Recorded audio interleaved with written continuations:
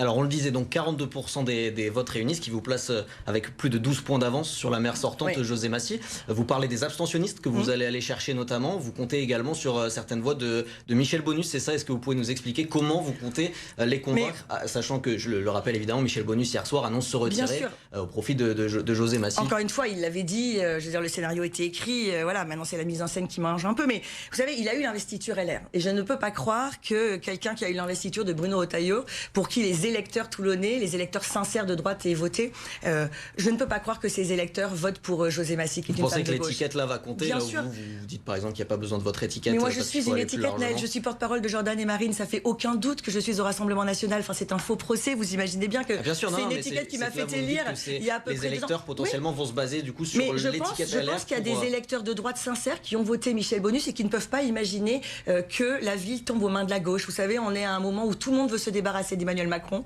où on connaît le bilan des villes qui ont été gérées par ces coalitions socialistes, communistes, macronistes, écolos, et on voit bien la catastrophe, que ce soit à Nantes, à Grenoble, à Bordeaux. Les gens ne veulent plus de ça. Donc je ne pense pas que les électeurs de Michel Bonus, et d'ailleurs je leur tends la main bien évidemment, votent pour Madame Massy. Ils vont voter, je pense, pour la candidate de droite, mais je vais aller leur expliquer, vous inquiétez pas, sur le terrain, on va beaucoup se déplacer, on va faire une campagne d'hyper proximité, encore plus que celle du premier tour, parce que je veux être la maire qui incarne cette proximité, ce rassemblement et cette transparence. Il est temps de finir quand même de sortir de ce système, parce que Madame Massy et Monsieur Bonus, ce lapsus c'est drôle d'ailleurs, et Madame Massy et Monsieur Bonus sont issus de la même majorité, du même système. Absolument. Ils sont là depuis 25 ans, il est temps de changer d'équipe.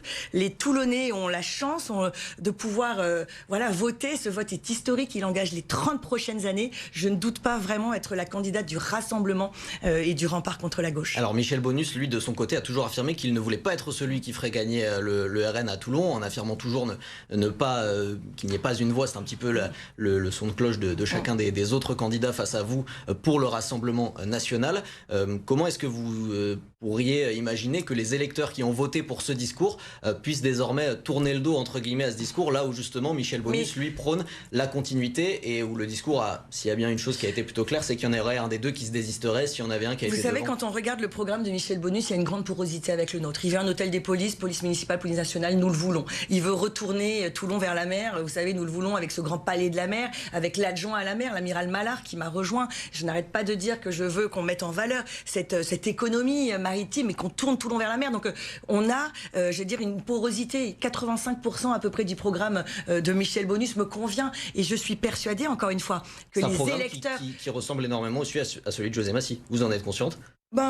Peut-être moins, je trouve moins. Ouais, et il y a aussi pas mal de similitudes, même avec le vôtre d'ailleurs, sur certains. Je pense aussi que les électeurs de Michel Bonus ressemblent plus à mon programme, à mes électeurs, que au programme de José Massy. Ça j'en suis certaine. Enfin, je veux dire, j'en connais moi des électeurs de Michel Bonus. Ce sont des électeurs de droite. Je veux dire, ce ne sont pas des électeurs macro-compatibles ou PS compatibles. Encore une fois, je le rappelle, 6% de Madame Brunel a déjà voté. Le report de la gauche s'est déjà fait sur Madame Massy et Isaline Cornil. Alors vous dites, selon les sondages, vous faites référence évidemment aux chiffres des derniers sondages, qui étaient assez fins d'ailleurs, ces sondages, parce que on se retrouve pratiquement tous avec le score du sondage. Ça, hormis Magali Brunel, on voit que ce vote utile, il a déjà eu lieu. Donc oui, ça identifie Madame Massy comme la candidate de la gauche, bien sûr, mais c'est aussi, je vous dis, la candidate du statu quo. Voilà, si on veut disparaître entre Nice et Marseille, il faut voter Massy. Si vous voulez une ville qui vit et qui rassemble, je pense qu'il faut évidemment voter pour la liste Un avenir pour Toulon le 22. Et surtout, il faut aller voter. Je pense que je fais un appel à la mobilisation.